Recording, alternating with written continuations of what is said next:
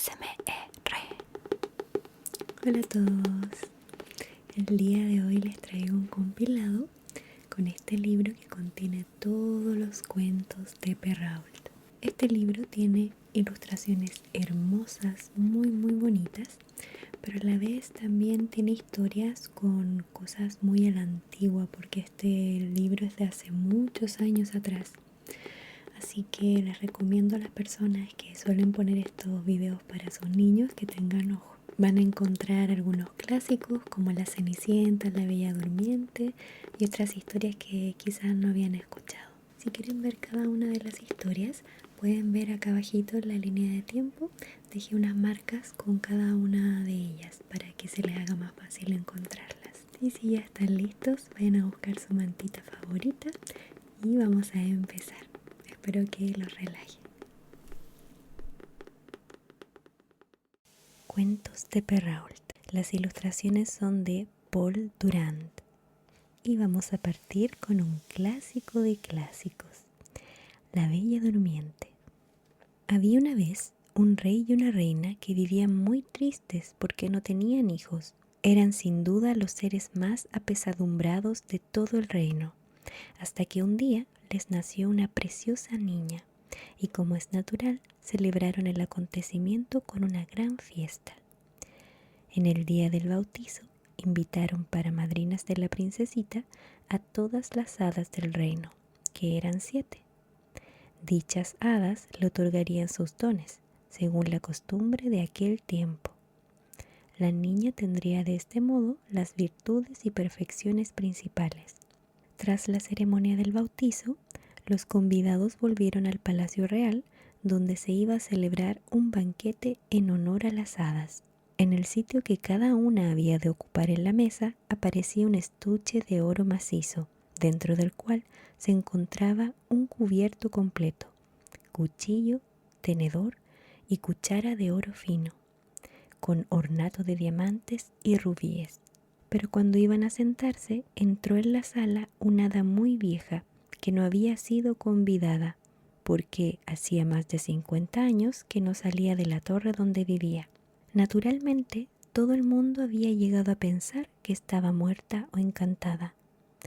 El rey ordenó poner un cubierto más en la mesa, pero no fue posible encontrar un estuche de oro macizo igual a los demás, porque solamente se había mandado hacer 7 para las 7 hadas. El hada vieja creyó que la despreciaban y musitó amenazas entre dientes. Mas sucedió que una de las hadas jóvenes la oyó y, sospechando que trataría de hacer algún mal a la princesa, en cuanto se levantaron de la mesa, fue a ocultarse detrás de la cortina para ser la última en hablar, y así poder remediar en lo posible el daño que la vieja pretendiera causar a la princesita. Entretanto, las hadas comenzaron a otorgar sus dones a la princesa. La más joven le concedió el don de ser la persona más bella del mundo. La segunda, que tendría alma de ángel. La tercera, que todo lo que hiciera tendría una gracia admirable. La cuarta, que bailaría muy bien. La quinta, que cantaría como un ruiseñor. Y la sexta, que tocaría primorosamente toda clase de instrumentos. Al llegar el turno a la hada vieja, dijo temblándole la cabeza, más por despecho que por vejez, que la princesa se atravesaría la mano con un huso y moriría. Las terribles palabras de la vieja hicieron estremecerse a todos los presentes, y no hubo nadie que no llorase. En aquel momento, el hada que se había escondido salió de detrás de la cortina y dijo en voz alta estas palabras: «Estad tranquilos, rey y reina, que vuestra hija no morirá. Cierto que no tengo poder suficiente para hacer completamente el maleficio. La princesa se atravesará la mano con un huso, pero en vez de morir, caerá en un sueño tan profundo que durará 100 años, al cabo de los cuales vendrá un príncipe a despertarla». Si se fijan, ya hay ciertas diferencias con la versión de Disney, porque estas son las versiones, creo, más apegadas a los cuentos originales, por si acaso. El rey, para evitar en lo posible la desgracia anunciada por la vieja, mandó publicar un edicto prohibiendo los usos en su reino, bajo pena de muerte. Pasados 15 o 16 años, el rey y la reina fueron a pasar una temporada a una de sus residencias de verano. Sucedió que la princesa, recorriendo todo el castillo de sala en sala, subió hasta lo alto de un torreón. Había una pequeña buhardilla, donde una anciana estaba sola hilando con su rueca. Aquella buena mujer no había oído hablar de la tajante prohibición del rey. «¿Qué estáis haciendo?», preguntó la princesa. «Estoy hilando, mi niña linda», respondió la anciana, que no la conocía. «Ah, qué gracioso trabajo. ¿Y cómo se hila? Dejadme probar, por favor». Tan pronto cogió el uso, la princesita, como era muy vivaz y un poco aturdida, y por otra parte la sentencia de las hadas lo ordenaba así, se pinchó la mano y cayó desvanecida. La anciana, muy afligida, comenzó a pedir socorro. Enseguida acudieron los moradores del castillo, frotaron el rostro de la joven, desabrochándola el vestido, friccionaron sus blancas manos y su cabeza con agua perfumada, pero no consiguieron hacerla volver en sí. Apenas el rey supo la noticia, se acordó de lo que las hadas habían dicho, y pensando que lo que había de suceder acontecería fatalmente, puesto que las hadas lo habían anunciado, mandó llevar a la princesa al más lujoso cuarto del palacio y acostarla en una cama cubierta de brocado y oro. Tan linda estaba la princesa que más parecía un ángel. Su preciosa faz continuaba rosada. Se advertía en ella una respiración suave, ligerísima, casi imperceptible, que probaba que no estaba muerta. El rey ordenó que la dejaran dormir tranquila hasta que le llegase la hora de su despertar. El hada buena que le había salvado la vida, condenándola en cambio a dormir 100 años seguidos, se encontraba en el reino Mataquín, a 12.000 leguas de distancia. Un enanito que tenía unas botas de 7 leguas le dio la noticia de lo que sucediera a la princesita. El hada partió inmediatamente y al cabo de 1 hora se la vio aparecer en una carroza de fuego arrastrada por dragones. El rey salió a recibirla y le tendió la mano para ayudarla a apearse. El hada aprobó cuanto se había hecho, pero como era muy previsora, pensó que la princesita, cuando despertase del largo sueño, habría de sentirse muy sola en aquel viejo castillo, e hizo lo siguiente. Tocó con su varita a todos los moderadores del castillo, menos al rey y a la reina. Y así, ayas y amas, hidalgos, intendentes, cocineras, ayudantes de cocina, mozos de recados, guardias, pajes y lacayos quedaron profundamente dormidos apenas fueron tocados con la varita mágica, para no despertar hasta el instante en que lo hiciera su dueña, a fin de estar todos dispuestos a servirla en todo lo que necesitase. También tocó a los caballos que se hallaban en la caballeriza, a los grandes perros de guardia que estaban en el patio y a Frufru, la perrita de la princesa. Tan pronto como los tocó quedaron todos dormidos, hasta las perdices que se asaban sobre el fuego quedaron inmóviles, e incluso la propia lumbre adormecióse. Toda aquella operación fue realizada en breves instantes, porque el hada no acostumbraba a perder mucho tiempo en ejecutar su trabajo. El rey y la reina, luego de besar a su hija, salieron del palacio y ordenaron que se anunciara sin pérdida de tiempo que estaba prohibido aproximarse al castillo encantado. A decir verdad, tal prohibición no fue necesaria.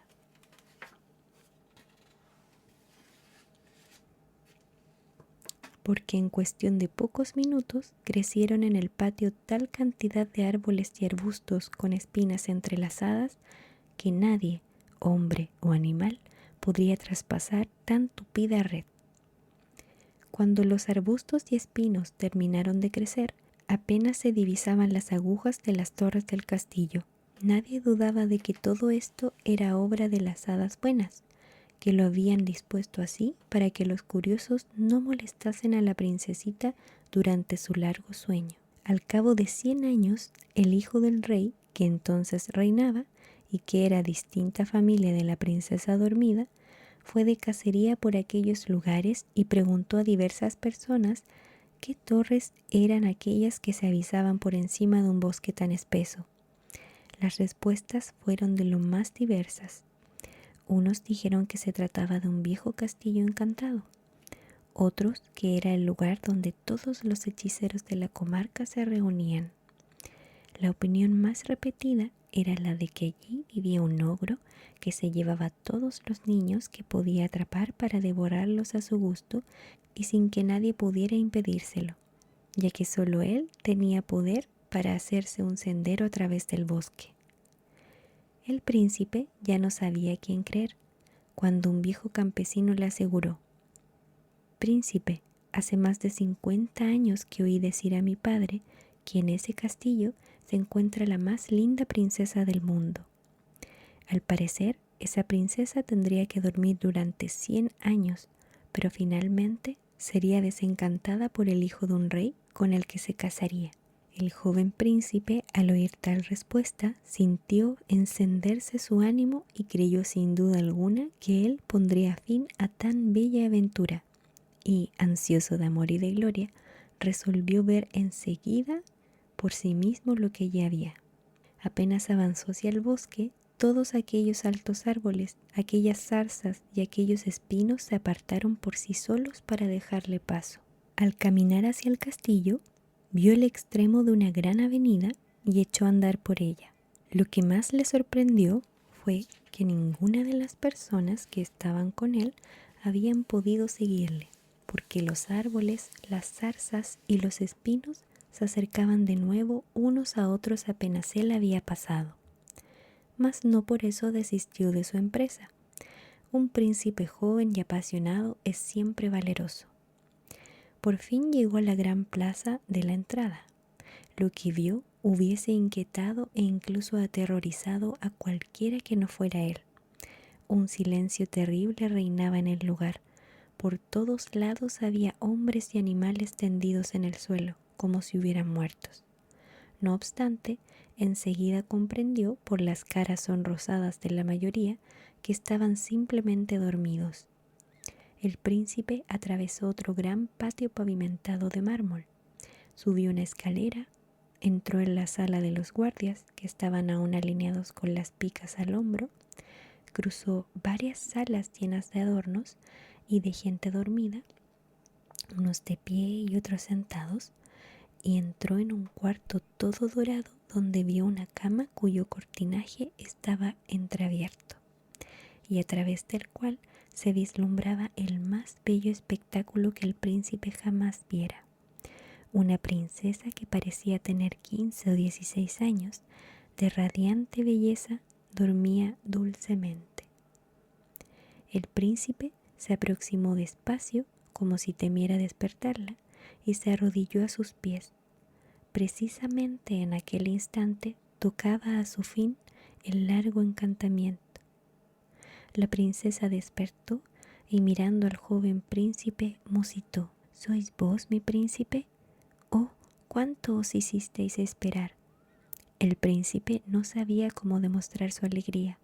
Por fin rompió a hablar y aseguró a la princesita que la amaba más que a sí mismo. Mas la princesa sabía muy bien lo que responder, ya que el hada, durante su largo sueño, le había hecho soñar exactamente lo que iba a suceder.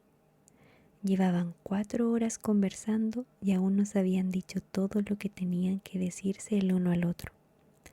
Entretanto, en el palacio, todo el mundo había despertado al mismo tiempo que la princesa, y cada cual trataba de hacer sus obligaciones, pero como no estaban tan enamorados como la princesita, lo único que sintieron fue un inusitado apetito.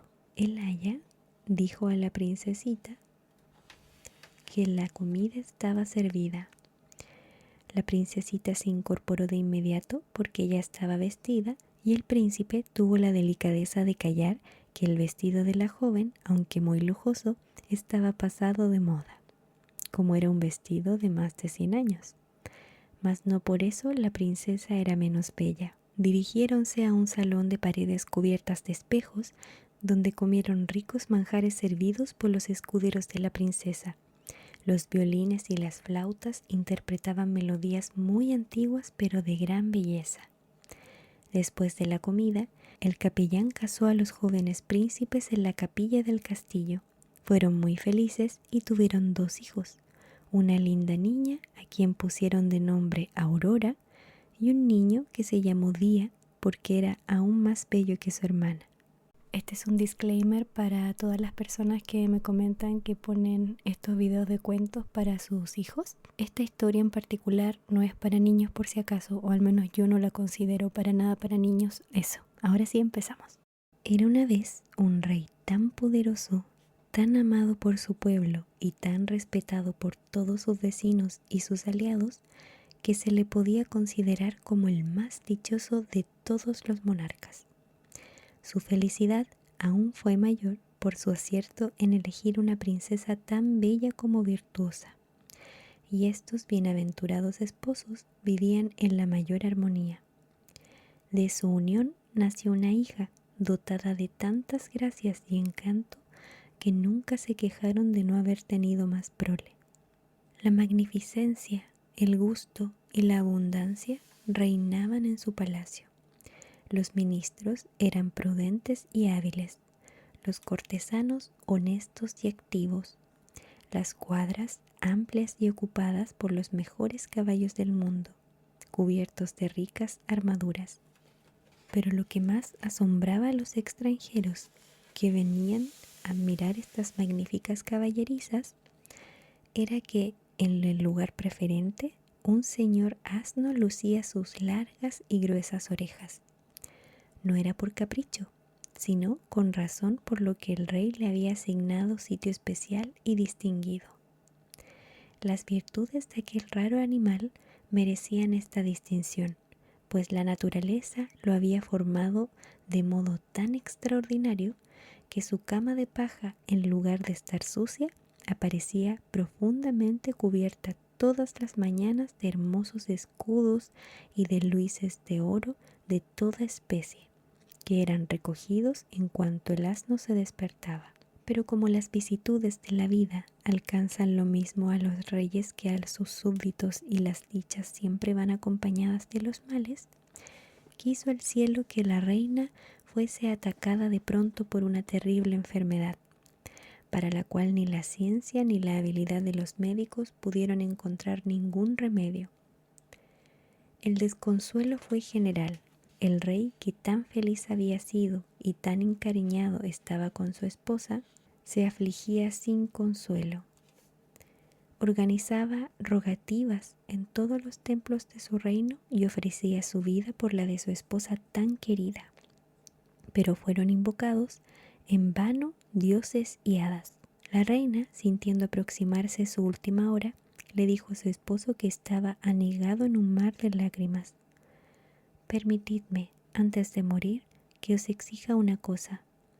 Cuando sintáis deseos de volver a casaros. En respuesta a estas palabras, lanzó el rey gritos de dolor, tomó las manos de su mujer, las bañó en llanto y, asegurándole que estaba de más hablarle de su segundo matrimonio, le dijo: No, no, mi querida reina, habladme más bien de seguiros a la tumba. El Estado, replicó la reina, con una firmeza que no hacía sino aumentar la pesadumbre del soberano.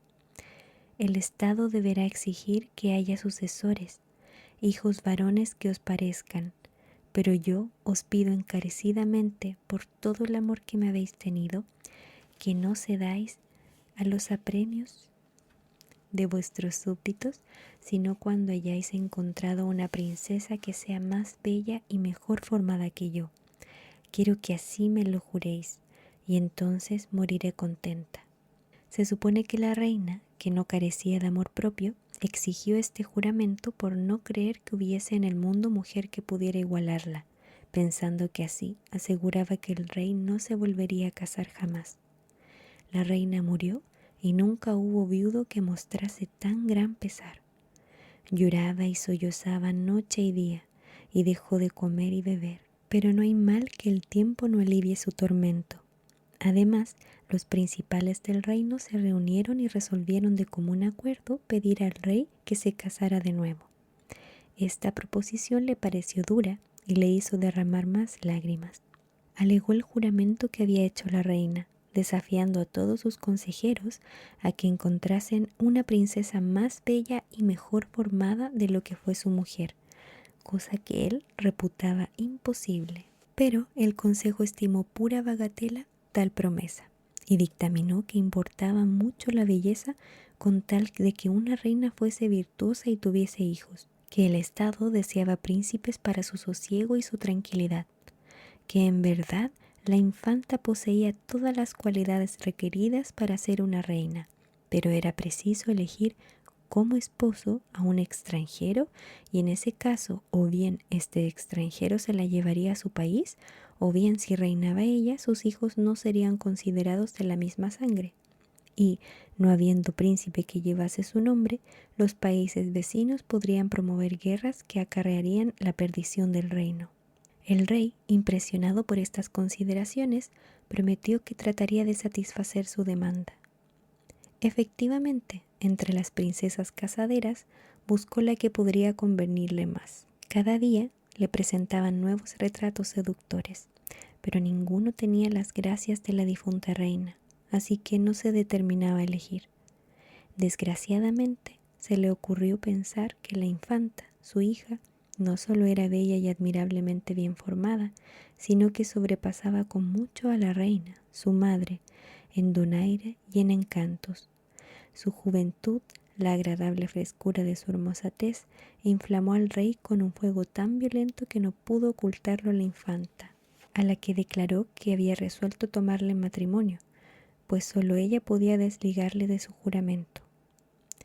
La joven princesa creyó perder el sentido ante esta proposición. Se arrojó a los pies del rey, su padre, y le imploró con toda la fuerza que pudo encontrar en su espíritu que no la obligase a cometer tal crimen. El rey, a quien se le había metido en la cabeza esta extravagante idea, había consultado a un anciano druida para tranquilizar la conciencia de la princesa. Este druida, menos religioso que ambicioso, al honor de ser el confidente de un gran rey, sacrificó el interés de la inocencia y de la virtud y se introdujo con tanta maña en el ánimo del rey, atenuó de tal modo el crimen que iba a cometer, que llegó incluso a persuadirle de que era una obra piadosa casarse con su hija. ¿Qué? Estoy impactada leyendo esto. ¡Qué horror! El soberano, halagado por los discursos de aquel malvado, lo abrazó y de la entrevista con él volvió más empecinado que nunca en su idea, por lo que mandó a decir a la infanta que se preparase a obedecerle. A la joven princesa, arrebatada de dolor, no se le ocurrió otra cosa que ir a pedir consejo al hada de las lilas, su madrina. Con este fin partió aquella misma noche en un lindo cabriolé tirado por un gran carnero que conocía todos los caminos. Llegó a su destino felizmente. El hada, que sentía cariño por la infanta, le dijo que ya sabía lo que venía a contarle, pero que no se preocupara, pues si ejecutaba fielmente lo que ella iba a ordenarle, nada malo le podría ocurrir. Mi querida niña, le dijo, sería una grave falta que te casaras con tu padre, pero sin llevarle la contraria, puedes evitarlo. Dile que, para satisfacer un capricho, tiene que darte un vestido del color del tiempo. Nunca, por grandes que sean su amor y poder, le será posible conseguirlo. La princesa se despidió de su madrina dándole las gracias. Al día siguiente, muy temprano, le dijo a su padre lo que el hada le había aconsejado y añadió que nunca arrancaría de ella consentimiento alguno, mientras no se hallase en posesión de un vestido del color del tiempo. El rey, encantado con las esperanzas que le daba la infanta, llamó a los artesanos más famosos y les encargó el vestido bajo la condición de que si no podían hacerlo, mandaría colgarlos a todos. No tuvo el disgusto de llegar a tal extremo, porque al segundo día le trajeron el vestido deseado. Si escuchan un sonidito de fondo es porque hay un zorzal por si acaso. No tiene el cielo más hermoso azul cuando está teñido de nubes doradas, como el que tenía aquel vestido al ser expuesto a las miradas de todos. La infanta se entristeció mucho y no sabía cómo salir del apuro. El rey apremiaba exigiendo la solución.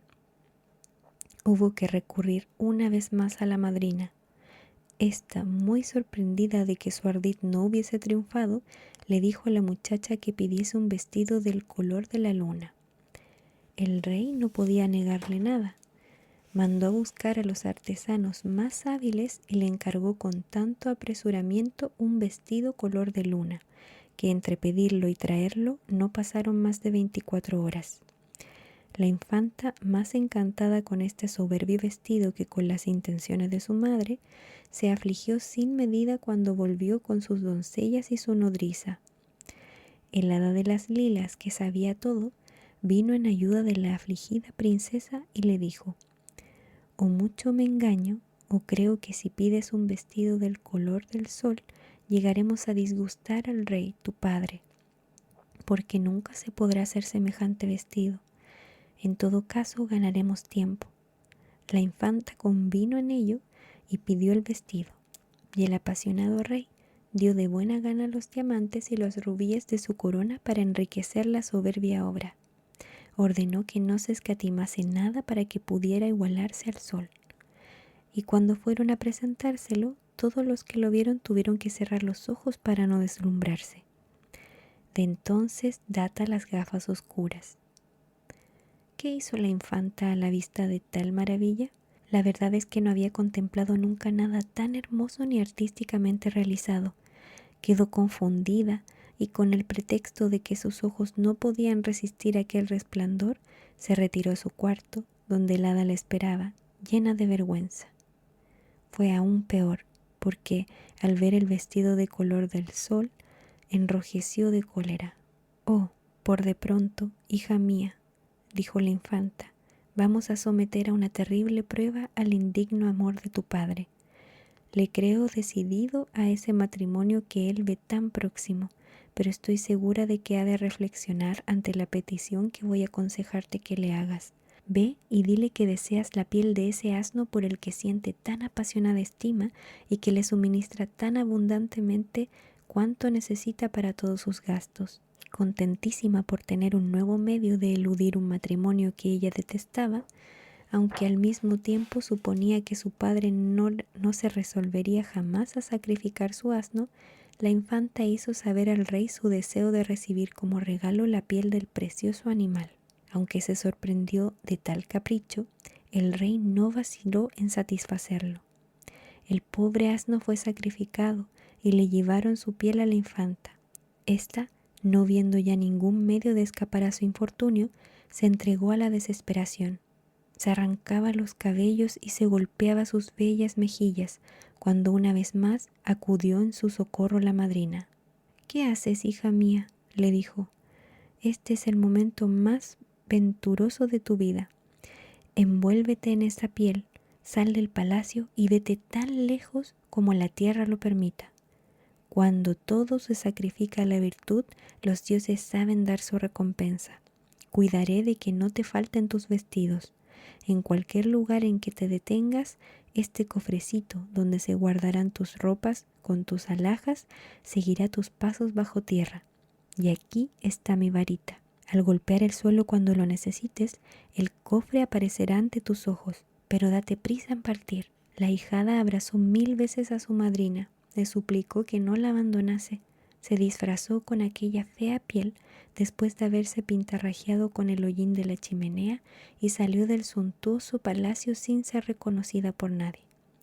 La desaparición de la infanta causó un gran escándalo. El rey, que se disponía a dar una gran fiesta, cayó en la desesperación y estaba inconsolable. Movilizó a más de 100 guardias y a más de 1000 mosqueteros en persecución de su hija, pero su hada protectora la hacía invisible para las más hábiles rebuscas. Así que, En ninguna parte descubrieron a la fugitiva. Durante este tiempo seguía caminando la infanta. Iba lejos, muy lejos, cada vez más lejos, y en todas partes buscaba lugar donde refugiarse. Pero, aunque por caridad le daban de comer, nadie quería acogerla por lo sucia que estaba. Sin embargo, entró a una hermosa ciudad a cuyas puertas había una granja cuya encargada necesitaba una fregona para lavar los platos de cocina, cuidar de los pavos y limpiar las pilas de los cerdos. La mujer, al ver a aquella caminante tan sucia, le propuso tomarla a su servicio, lo que la infanta aceptó de buena gana porque estaba cansada de su largo viaje. La instalaron en un rincón apartado de la cocina, donde pasó los primeros días sufriendo las groseras bromas de la servidumbre, porque su piel de asno la hacía parecer sucia y desagradable. Al fin se acostumbró a aquello. Por otra parte, era tan escrupulosa en el cumplimiento de sus deberes que la granjera la tomó bajo su protección. Conducía los carneros y los encerraba cuando era preciso. Llevaba a apacentar a los pavos con tal destreza que no parecía sino que no había hecho otra cosa en su vida. De este modo, todo prosperaba en sus bellas manos. Un día en que deploraba su triste condición, sentada cerca de una clara fuente, se le ocurrió mirarse en ella. La horrible piel de asno se componía a su tocado y su atavío. La espantó. Avergonzada por su aspecto, se lavó la cara y las manos, que quedaron más blancas que el marfil, y su linda tez recobró su frescura natural. La alegría de verse tan bella le despertó el deseo de bañarse todo el cuerpo, y así lo hizo, pero después tuvo que volver a ponerse su indigna piel para volver a la granja. Felizmente al día siguiente era festivo y tuvo la alegría de ver surgir su cofre, de arreglarse, de empolvar sus hermosos cabellos para desengrasarlos y de ponerse el vestido color del tiempo. Pero su cuarto era tan reducido que no podía extender la cola de aquel traje maravilloso. No por eso la bella princesa dejó de contemplarse y admirarse con aquellos ricos atavíos, y para disipar el fastidio, decidió ponerse alternativamente sus hermosos vestidos los domingos y días festivos, cosa que hizo puntualmente. Adornaba con flores y diamantes su espléndida cabellera, con un arte admirable, y a menudo suspiraba por no tener como únicos testigos de su belleza a sus carneros y sus pavos, que tanto la amaban con su horrible piel de asno, con cuyo nombre la conocían en la granja. Un día de fiesta en que Piel de Asno se había puesto el vestido de color de sol, el hijo del rey, a quien pertenecía la granja, se detuvo en ella para descansar al volver de la casa. Aquel príncipe era joven y hermoso, de gallardo aspecto. Su padre y su madre, los reyes, le amaban con ternura y el pueblo le adoraba. En la granja ofrecieron al joven príncipe una comida campestre, que aceptó. Luego recorrió los patios y todos los rincones de la finca. Yendo así de lugar en lugar, penetró en la sombría avenida, a cuyo extremo había una cabaña cuya puerta estaba cerrada. La curiosidad le hizo mirar por la cerradura, pero cuál no sería su estupefacción al contemplar a la princesa tan bella y tan ricamente vestida, que viéndola con su aire noble y modesto la tomó por una divinidad. La impetuosidad del sentimiento que experimentó en ese momento la habría impulsado a echar abajo la puerta, de no haber sido por el respeto que le inspiró aquella persona tan deliciosa. Salió muy a su pesar de aquella oscura avenida para averiguar quién vivía en aquel cuartito. Le dijeron que era una fregona llamada Piel de Asno, a causa de la piel que le servía de vestido. Era tan sucia y tan grasienta que nadie la miraba ni le hablaba. Solo por compasión la habían tomado para guardar los carneros y los pavos. El príncipe, poco satisfecho por la explicación, pero viendo que aquellas gentes no sabían más, consideró inútil hacerles más preguntas. Regresó al palacio de su padre, más enamorado de lo que puede imaginarse, y tenía continuamente ante los ojos la bella imagen de la divinidad que había visto por el agujero de la cerradura. Se arrepintió de no haber llamado a la puerta y se prometió no dejar de hacerlo otra vez. pero la conmoción causada por el fuego de su amor le produjo aquella misma noche una fiebre tan terrible que puso en peligro su vida. La reina madre, de quien era hijo único, se desesperaba al ver que todos los remedios eran inútiles. Prometió a los médicos las mayores recompensas y ellos emplearon todo su arte, pero el príncipe no curaba. Por fin adivinaron que era una gran pena lo que causaba todo aquel estrago y advirtieron de ello a la reina. Esta, llena de ternura por su hijo, fue a suplicarle que le dijese el motivo de su pesar. Si se trataba de cederle la corona, el rey, su padre, de buen grado descendería del trono para que él lo ocupase. Si estaba enamorado de alguna princesa, aunque fuera de familia, que hiciese la guerra a su padre y hubiera motivos más que suficientes para estar quejosos, se haría el sacrificio de satisfacer sus deseos. Pero, como madre, le imploraba que no se dejase morir, pues de su misma vida dependía la de sus padres. La reina no pudo terminar este emocionante discurso sin bañar el rostro de su hijo con un torrente de lágrimas. «Madre», le dijo el príncipe, con una voz muy débil, «no soy tan desnaturalizado como para desear la corona de mi padre. Quiera el cielo que viva largos años y que me permita por mucho tiempo ser el más respetuoso de sus súbditos. En cuanto a las princesas que me ofreces, no he pensado todavía en casarme, y ya sabes que, sumiso como soy a vuestros mandatos, los obedeceré siempre, cueste lo que cueste». «Ah, hijo mío», respondió la reina, «todo sería poco para nosotros con tal de salvarte la vida, pero mi querido hijo, salva la mía y la de tu padre confesándome lo que anhelas, y puedes estar seguro de que te lo concederemos». «Pues bien, madre», dijo el príncipe, «ya que debo manifestarte mis pensamientos, quiero obedecerte. Cometería un crimen poniendo en peligro a dos seres que me son tan queridos. Sí, madre mía, deseo que Piel de Asno me haga un pastel y que cuando lo tenga preparado me lo traiga».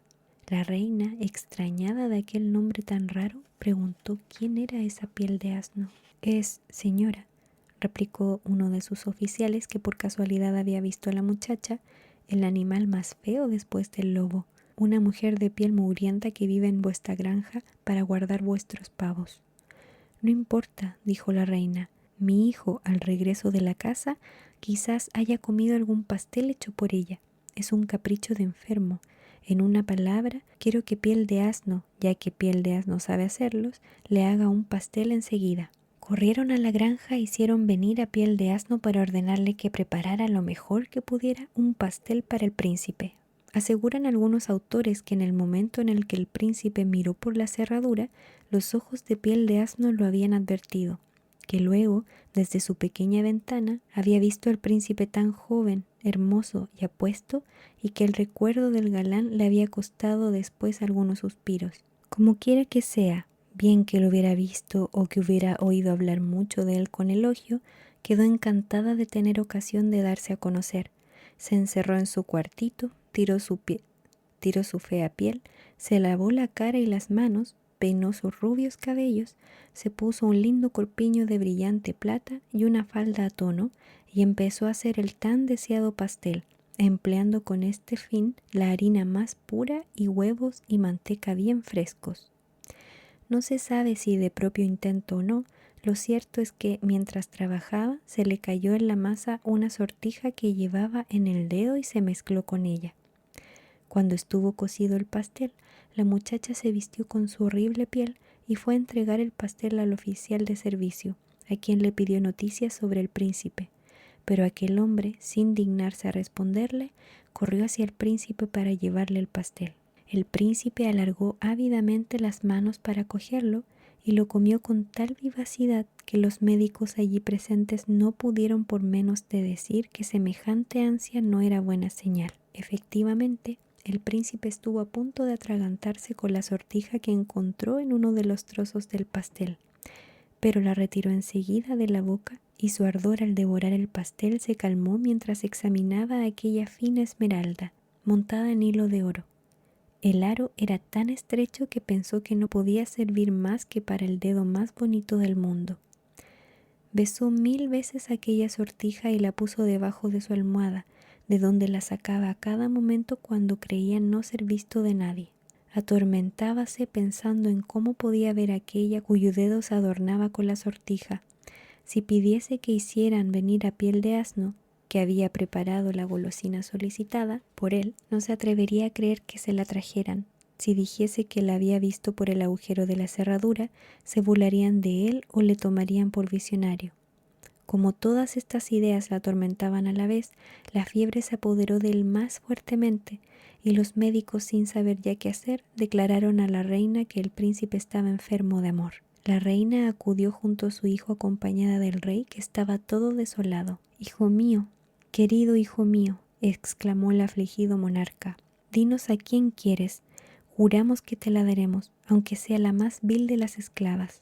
La reina, abrazándole, le confirmó el juramento del rey, y el príncipe, enternecido por las lágrimas y las muestras de cariño de sus progenitores, le dijo: «Queridos padres, no tengo deseos de contraer una alianza que os desagrade.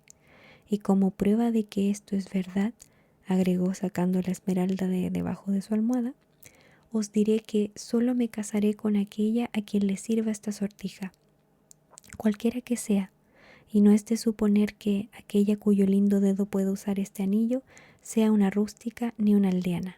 El rey y la reina tomaron la sortija, la examinaron atentamente y opinaron, como el príncipe, que aquella sortija no podía irle más bien que a una hija de buena casa. Entonces el rey abrazó a su hijo, le conjuró a que sanase, salió, mandó tocar atabales, pífanos y trompetas por toda la ciudad y publicar por sus heraldos que todas las jóvenes debían venir al palacio para probarse una sortija, y que aquella a la que le tuviese bien ajustada se casaría con el heredero del trono. Las princesas acudieron primero, luego las duquesas, las marquesas y las baronesas, pero por más que intentaron adelgazar los dedos, ninguna pudo meterlo en la sortija. Hubo que llamar a las costureras, y por lindas que fueran, todas tenían los dedos demasiado gruesos. El príncipe, que ya se sentía mejor, hacía la comprobación él mismo. En fin, hicieron venir a las doncellas, pero tampoco consiguieron nada. Ya no quedaba nadie. Cuando el príncipe hizo llamar a las cocineras, las pinches y las pastoras de carneros, acudieron todas, pero sus rojos dedos gruesos y cortos no pudieron pasar más allá de la uña. «¿Han llamado a Piel de Asno, la que me hizo el pastel días pasados?», dijo el príncipe. Todos se echaron a reír y le dijeron que no, por lo sucia y grasienta que era. «Que vayan a buscarla enseguida», ordenó el rey, «y así no se dirá que he exceptuado a nadie». Salieron corriendo, riéndose y burlándose a buscar a la pavera. La infanta, que había oído los tambores y los gritos de los heraldos de armas, no creía que su sortija hubiese dado origen a semejante tremolina. Amaba al príncipe, y como el verdadero amor es tímido y nada vanidoso, continuamente sentía miedo de que alguna dama tuviese el dedo tan fino como el suyo. Por eso se alegró tanto cuando fueron a buscarla y llamaron a su puerta. Desde que supo que buscaban un dedo apropiado para llevar su sortija, yo no sé qué esperanza la impulsó a peinarse con más esmero y a ponerse su lindo corpiño de plata y su falda guarnecida de volantes y encajes de plata y sembrada de esmeraldas. Tan pronto como yo golpeara la puerta y que la llamaban para ir al palacio a ver al príncipe, se puso a toda prisa la Piel de Asno y fue a abrir. Aquellas agentes, burlándose de ella, la dijeron que el rey la requería para desposarla con su hijo.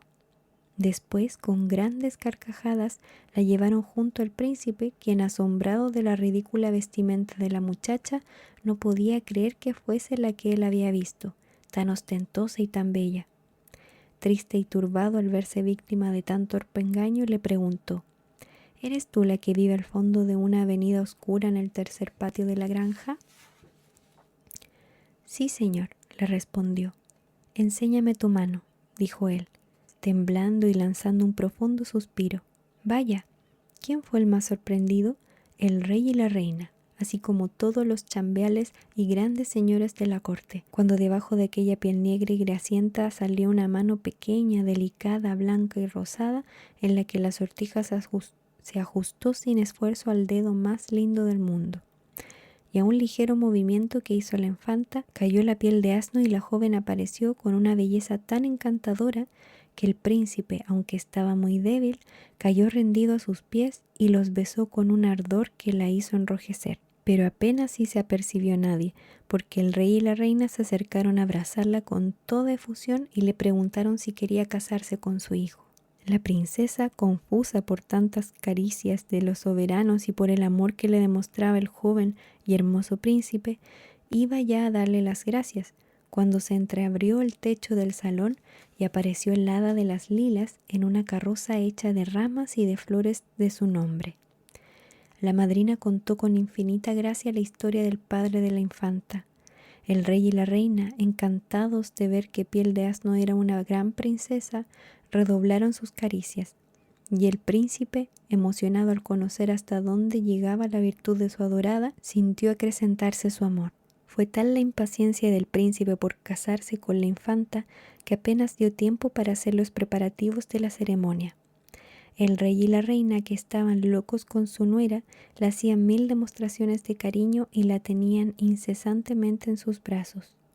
Como la princesa había declarado que no podía casarse sin el consentimiento del rey, su padre, este fue el primero al que se envió invitación, sin decirle el nombre de quien iba a ser la desposada. El hada de las lilas, que lo disponía todo, lo exigió así, dadas las circunstancias. Vinieron los reyes de todos los países, unos en silla en mano, otros en cabriolé, los más lejanos montados sobre elefantes y águilas, pero el más poderoso y magnífico fue el padre de la infanta, que felizmente había olvidado su desatinado amor y se había casado con una reina viuda muy bella de la que no había tenido hijos. La infanta corrió al encuentro de su padre. Este la reconoció al instante y la estrechó entre sus brazos con una gran ternura, antes de que ella hubiese tenido tiempo de hincarse de rodillas. El rey y la reina le presentaron a su hijo, a quien dio infinitas pruebas de afecto. Las bodas se celebraron con toda la pompa imaginable, pero los jóvenes esposos, poco sensibles a tales magnificencias, no se preocuparon más que de sí mismos. El rey, padre del príncipe, hizo coronar a su hijo ese mismo día y besándole la mano, le colocó en su trono a pesar de la resistencia de aquel buen hijo que tuvo que obedecer. Las fiestas de este famoso matrimonio duraron cerca de 3 meses y el amor de los dos esposos duraría aún de tanto como se querían si no hubieran muerto 100 años después. Yo no tenía idea de qué se trataba esta historia, como les había comentado. Yo pensé que iba a tratar sobre este burrito, que era un burrito que daba dinero, fortuna, cosas así. Jamás pensé toda la historia que se venía tan tóxica. Leerla hoy en día, que la mentalidad es completamente distinta a cuando se crearon este tipo de historias, es fuerte, es muy fuerte. Estaba leyendo muy así como, hoy no sé si subir este video, o sea, subir esta historia. Pero creo que ustedes van a entenderlo también, como son historias que fueron hechas en otras épocas donde habían cosas normalizadas que lamentablemente no tenían que ser normalizadas. Pero bueno, qué loco, me dejó una sensación súper extraña, como que la historia partió súper bien y después sentí que comenzó a ponerse como turbia. Hoy la pobre protagonista que la sufrió. El gato con botas. Un molinero dejó como única herencia a los 3 hijos que tenía, su molino, su asno y su gato. Las particiones se hicieron pronto, sin llamar al notario ni al procurador. Se hubieran comido todo el pobre patrimonio. El mayor heredó el molino, al segundo le correspondió el asno y al más joven solamente el gato. Este último no podía consolarse de haber obtenido tan miserable porción de la herencia. Mis hermanos, se decía, podrán ganarse la vida honradamente, permaneciendo juntos. En cuanto a mí, cuando me haya comido el gato y me haya hecho un manguito con su piel, tendré que morirme de hambre. El felino, que oyó estas palabras, sin dar muestras de alarma, respondió en tono calmoso. No se preocupe, señor, lo único que necesito es un saco y un par de botas, y a no tardar podrá ver que no está tan mal servido como juzga. Aunque el joven no le hizo mucho caso al principio, luego se puso a pensar en las palabras del gato y decidió que nada perdía entregándole lo que había perdido. Además, la había visto hacer uso numerosas veces de hábiles artimañas para cazar ratas y ratones. Era pues un felino despierto que podía serle muy útil, tal como él mismo aseguraba. Cuando el gato recibió el saco y las botas, inmediatamente se calzó estas con gran desembarazo, como si estuviese acostumbrado a utilizarlas. Luego se colgó el saco al pescuezo, se aseguró los cordones con las patas delanteras y se encaminó a un lugar donde pastaba un rebaño de corderos. Introdujo semillas y abundante hierba fresca en el saco y tendióse en el suelo cuán largo era, simulando estar muerto o dormido. Su inmovilidad era tal que verdaderamente parecía estar especializado en aquel menester. Me da risa que a nadie le sorprende que el gato habla. A poco, un corderito, poco versado en las mañas de este mundo, se dirigió hacia el saco. Vio que contenía jugosa hierba y ricas semillas y se introdujo dentro sin el menor titubeo. El gato se despertó al instante y cerró el saco fuertemente con el corderito en su interior. El asunto felino se echó la carga al hombro y se dirigió al palacio del rey, al que pidió ver. Le mandaron subir a los aposentos de su majestad, y apenas entró, hizo una gran reverencia al rey y le dijo: «Majestad, he aquí un cordero vivo que el señor marqués de Carabás me ha encargado ofrecerle de su parte, esperando que sea de su agrado». El gato acaba de inventarse aquel nombre para su amo, Marqués de Carabás. «Puedes decir a tu señor que se lo agradezco mucho», contestó el rey. Algunos días más tarde se escondió el gato entre unas gavillas de trigo.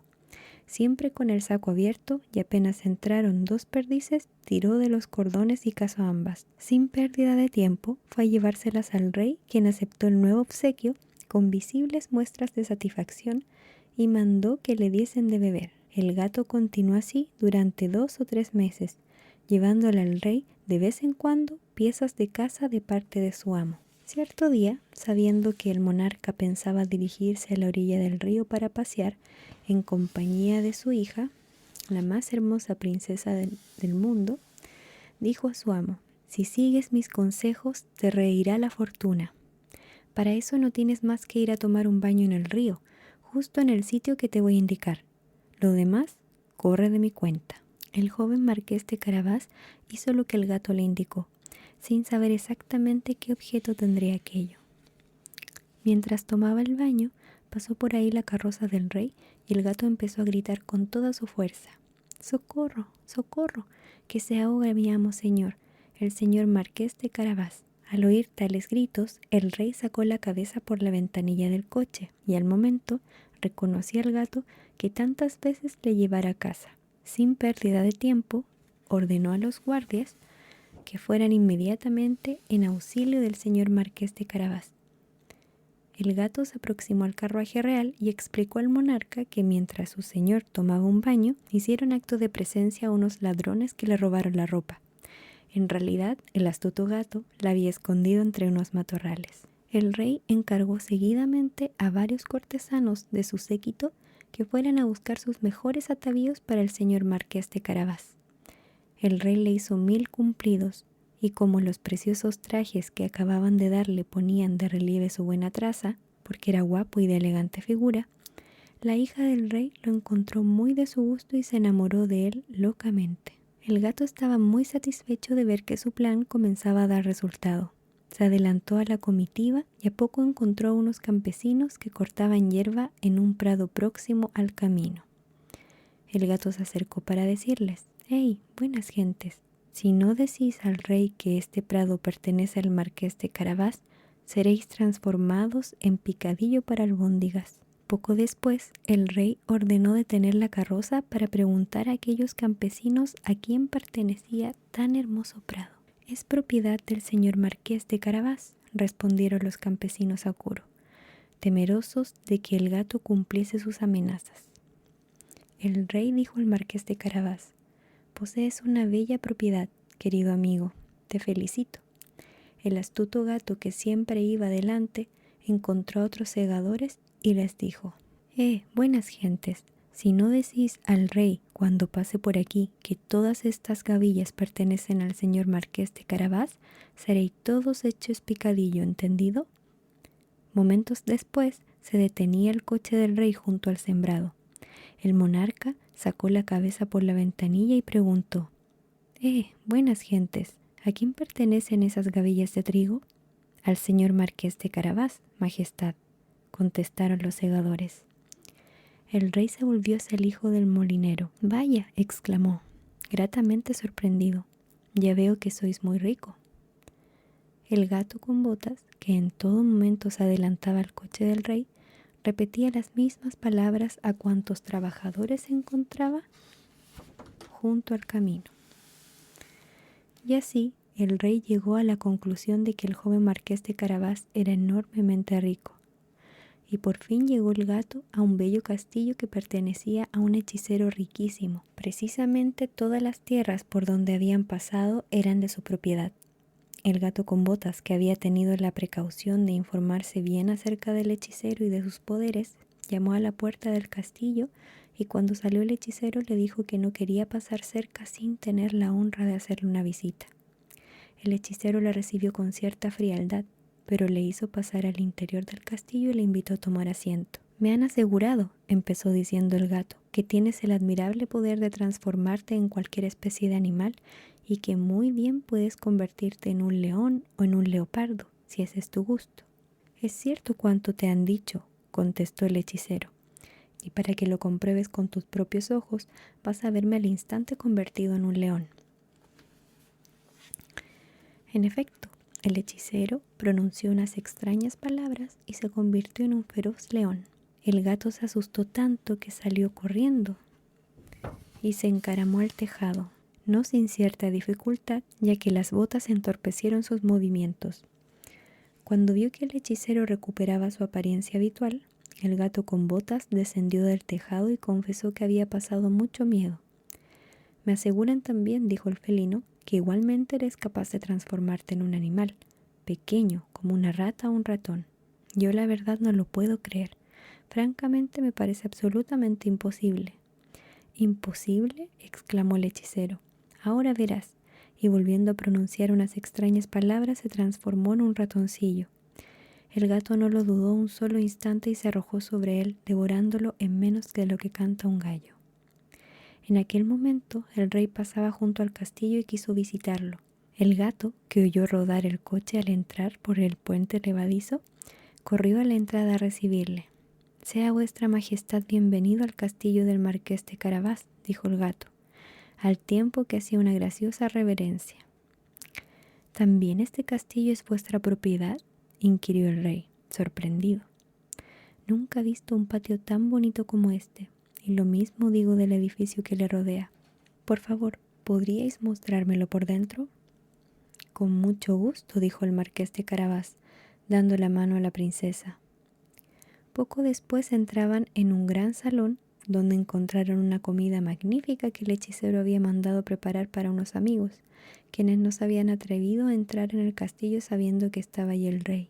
Encantado de las buenas cualidades del marqués de Carabás, lo mismo que su hija, que estaba locamente enamorada de él, y viendo las inmensas riquezas que poseía, le dijo después de haber bebido 5 o 6 copas: «Solo depende de vos, señor marqués, que seáis mi yerno». El marqués, haciendo una gran reverencia, aceptó la honra que el rey le concedía, y aquel mismo día se casó con la princesa. El gato se convirtió en un gran señor y en adelante solo cazó ratones para distraerse. Ahí termina esta historia. La verdad, yo no tenía idea de la verdadera historia del gato con botas. Solamente lo conocía como personaje, no tanto la historia en sí. Y bueno, por supuesto por Shrek. La siguiente historia es nada más ni nada menos que Caperucita Roja. Este sí es un clásico que se conoce más la historia. Vamos a ver si esta tiene alguna diferencia. Me encantan las ilustraciones, son preciosas. Érase una vez una niña aldeana, tan linda y simpática que contaba con el cariño de todos sus vecinos. Su madre estaba loca por ella y su abuela, que vivía en una aldea próxima, más loca todavía. La abuela le había hecho una ceperuza de franela roja y como la niña solía ponérsela cuando salía al campo, todo el mundo terminó por llamarle Caperucita Roja. Cierto día, la madre estuvo muy atareada en la cocina preparando unas suculentas tortas. Cuando las hubo terminado, llamó a la pequeña. Ya sabes, Caperucita, que tu abuela ha caído enferma. Vete a ver cómo está y llévale esta torta y este tarrito de manteca. Procura no perder tiempo en el camino. Caperucita tomó la cesta que su madre había llenado y salió de casa. Para llegar a la aldea donde vivía su abuela, Caperucita Roja tenía que cruzar el bosque. Apenas había traspasado los primeros árboles cuando encontró al señor lobo que, haciendo honor a su ferocidad, tuvo ganas de comérsela inmediatamente. Por fortuna, unos leñadores trabajaban cerca del lugar y el animal hubo de pensar una estratagema. Acercóse a la niña y le preguntó: ¿se puede saber hacia dónde vas tan presurosa? La pobre Caperucita, que ignoraba lo peligroso que es pararse a escuchar un lobo, respondió: voy a ver a mi abuelita, que está enferma. La llevo una torta y un tarrito de manteca de parte de mi madre. ¿Vive muy lejos tu abuelita?, volvió a interrogar el lobo. Oh, sí, dijo la niña, al otro lado del molino, en la primera casa de la aldea. Pues bien, repuso el lobo, yo también quiero visitarla. Para no aburrirnos entre tanto, te propongo un juego. Yo iré por ese camino y tú por este otro. Veremos quién de los dos llega primero. El lobo echó a correr con todas sus fuerzas y a grandes zancadas por un atajo, mientras la niña tomaba el camino más largo, entreteniéndose en coger avellanas, en correr tras las mariposas y en hacer ramilletes con las florecillas silvestres que iba encontrando. El astuto lobo no tardó mucho tiempo en llegar a casa de la abuela, y una vez allí llamó a la puerta. Toc, toc. ¿Quién está ahí? El lobo fingió una voz suave y dijo: soy tu nieta Caperucita Roja, que te trae una rica torta y un tarrito de manteca de parte de mi madre.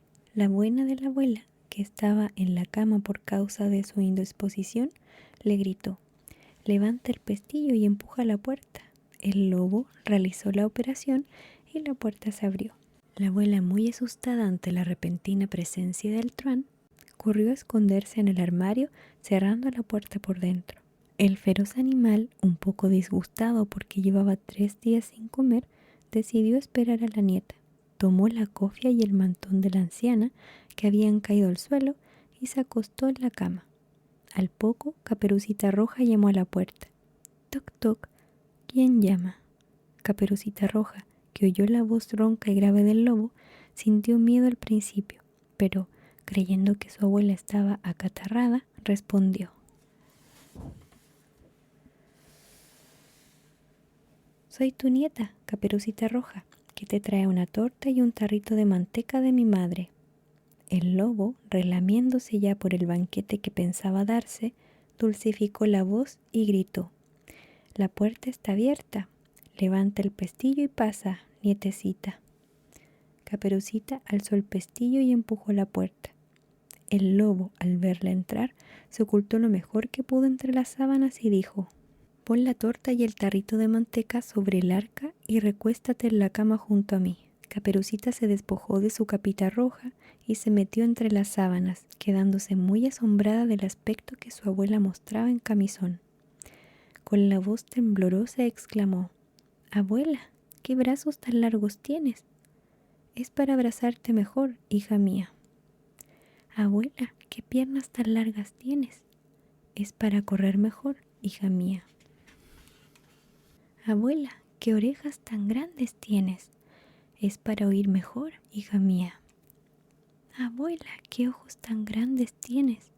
Es para ver mejor, hija mía. Abuela, ¿qué dientes tan grandes tienes?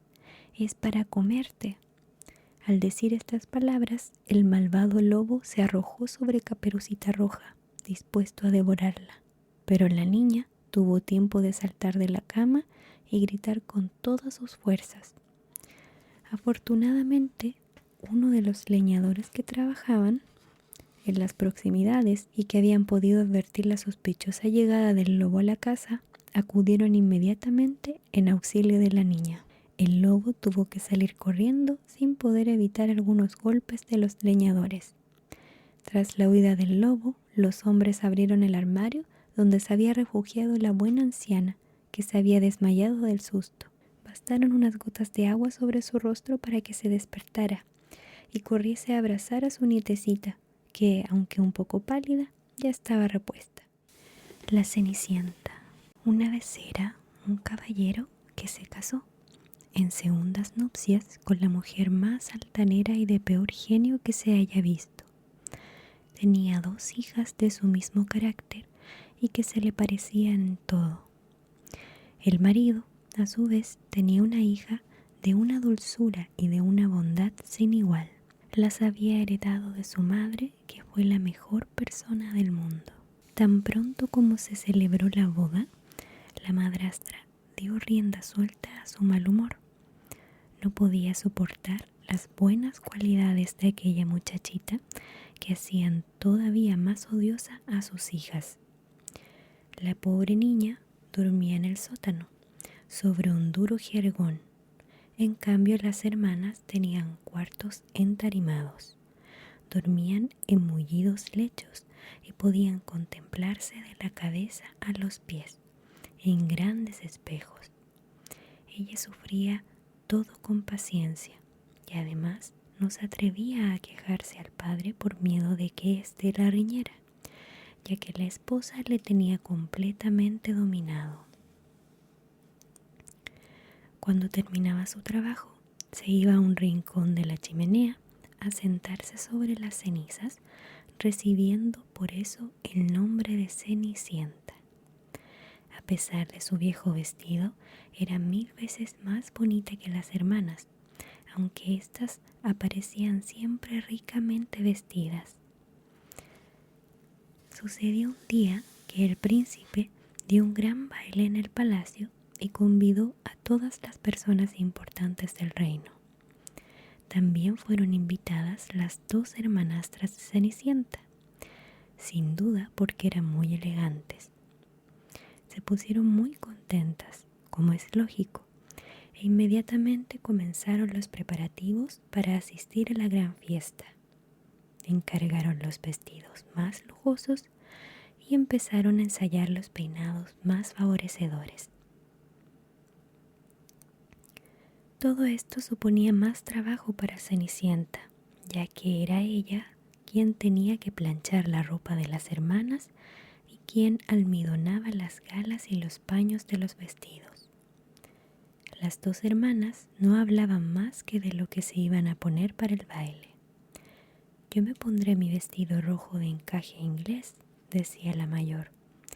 «Pues yo», aseguraba la más joven, «llevaré un vestido más sencillo, pero en compensación luciré la capa de flores doradas y el broche de diamantes».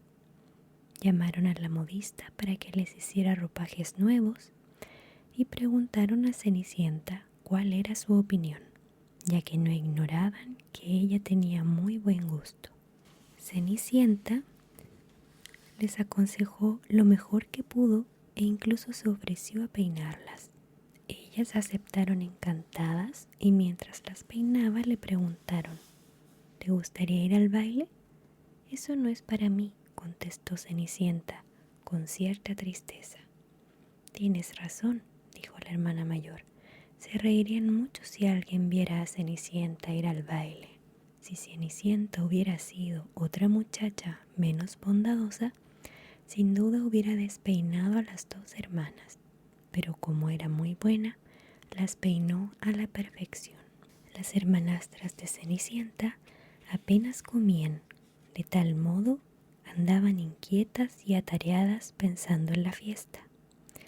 Reventaron más de 12 cordones a fuerza de tirar de ellos para hacer el talle más fino, y pasaban largas horas ante el espejo. Y al fin llegó el día del baile. Las 2 hermanas se fueron y Cenicienta, que había salido a despedirlas, se quedó mirándolas hasta que desaparecieron. Entonces comenzó a llorar desconsoladamente. Mas sucedió que su hada madrina, sabiendo que estaba llorando, se le apareció y con voz dulcísima le preguntó qué le sucedía. Me gustaría mucho, comenzó a decir Cenicienta, pero lloraba tanto que no conseguía acabar la frase. La madrina sonrió comprendiendo el verdadero deseo de la joven. ¿Te gustaría ir al baile, verdad? Sí, claro que me gustaría, contestó Cenicienta. Eres una buena chica, dijo la hada madrina. Por tanto, voy a arreglar las cosas para que vayas. En primer lugar, corre al jardín y trae una calabaza.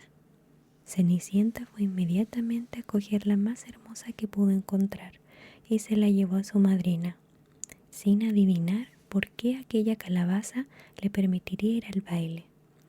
La madrina vació el fruto dejando solamente la cáscara. A continuación hizo funcionar su varita mágica y la calabaza se convirtió en una espléndida carroza dorada. Después fue a ver la ratonera y se encontró 6 ratones vivos. El hada madrina pidió a Cenicienta que entreabriera un poco la puerta. Y a medida que los ratones iban saliendo, los tocaba levemente con su varita y transformándolos en magníficos caballos. Ahora necesito un cochero, dijo el hada. Voy a ver si ha caído alguna rata en la trampa. Podríamos convertirla en cochero, dijo Cenicienta. Tienes razón, dijo la madrina. Ve a mirar. Cenicienta trajo la trampa de las ratas, donde había 3 muy grandes. El hada recogió una que tenía grandes bigotes y luego de tocarla con su varita, la transformó en un imponente cochero de grandes mostachos. La madrina volvió a pedir a Cenicienta: corre al jardín donde encontrarás 6 lagartijas detrás de la regadera. Apodérate de ellas sin pérdida de tiempo. Tan pronto la niña se las trajo, la madrina las transformó en 6 criados, que rápidamente se encaramaron al coche con sus capas llenas de galones y botones dorados, y allí permanecieron rígidos y graves, como si no hubieran hecho otra cosa durante toda su vida. La madrina dijo entonces a Cenicienta: Bien, ya tienes todo listo para ir al baile. ¿Estás contenta? Sí, pero ¿cómo me voy a presentar ahí con este vestido tan viejo? La madrina hizo funcionar de nuevo su varita mágica y el vestido casi andrajoso de la jovencita se transformó en un vestido de oro y plata, todo cuajado de piedras preciosas que despedían destellos deslumbrantes. La madrina completó su maravillosa obra entregando a Cenicienta un par de zapatos de cristal, los más lindos de todo el mundo. Cenicienta subió al carruaje y antes de partir le recomendó su hada madrina: no vuelvas a casa después de medianoche. Si te demoras un minuto más, el carruaje se convertirá en calabaza, los caballos en ratones y los criados en lagartijas, y tu precioso vestido volverá a ser el mismo de antes. Te prometo que saldré del baile antes de medianoche, prometió Cenicienta. Al fin partió su carroza, llevando en su interior a un ser radiante y feliz. El príncipe, a quien avisaron que acababa de llegar una princesa desconocida, corrió a recibirla y le ofreció una mano para ayudarla a apearse del carruaje, conduciéndola seguidamente al salón donde ya se hallaban reunidos todos los invitados. Al hacer su aparición, la joven desconocida, todo el mundo guardó el más absoluto silencio. Se detuvo el baile y hasta los violines enmudecieron. Se oyeron susurros de admiración e incluso el rey, a pesar de su avanzada edad, aseguró en voz baja a la reina que hacía mucho tiempo que no veía una doncella tan bonita y gentil. Las damas, por su parte, observaron muy atentamente el peinado y el vestido para hacerse otros parecidos al día siguiente, siempre que encontrasen telas tan bonitas y artesanos lo bastante hábiles. El príncipe invitó a bailar a la bella desconocida. Todo el mundo contemplaba a los dos jóvenes, comentando que hacían una bonita pareja. Cenicienta bailaba tan graciosamente que aún se le admiraba más. Acabado el baile, se ofreció una magnífica cena. Cenicienta fue a sentarse al lado de sus hermanastras, con las que se mostró muy gentil. Ellas no la reconocieron. El príncipe no probaba bocado, no hacía más que contemplar a Cenicienta. La bella princesa le tenía como hechizado. De pronto sonaron unas campanas en el reloj del palacio, correspondientes a las 11:03. Cenicienta se levantó, hizo una graciosa reverencia a todos los invitados y salió lo más deprisa que pudo. No tardó en llegar a casa, donde encontró a la madrina, a quien dio las gracias por lo feliz que había sido durante unas horas. También le dijo que el príncipe la había invitado al baile del día siguiente y que le gustaría mucho ir de nuevo. Cuando las dos hermanas regresaron a casa, la mayor dijo a Cenicienta: «Si hubieras ido al baile, no te habrías aburrido. Apareció una princesa tan bonita, que es imposible que haya otra igual. Fue muy amable con nosotras, pues nos ofreció naranjas y limones». Cenicienta preguntó a sus hermanastras el nombre de la princesa, pero éstas le respondieron que nadie lo sabía, ni siquiera el príncipe, quien había quedado encantado. «¿Tan bonita era?», dijo Cenicienta. «Qué suerte si pudiera conocerla. Si me hicieras el gran favor de prestarme tu vestido amarillo, ese que te pones para estar en casa». ¿Prestar yo el vestido a una Cenicienta? Ni que estuviese loca.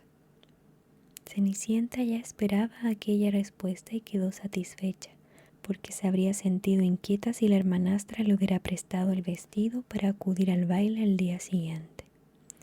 Las dos hermanastras fueron al baile, así como Cenicienta, pero ésta se presentó más bella y radiante aún que el día anterior.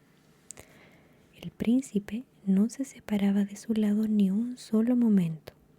Comenzaron a charlar y a charlar, y la princesita llegó a perder la noción del tiempo, olvidándose por completo de las advertencias que le hiciera su madrina.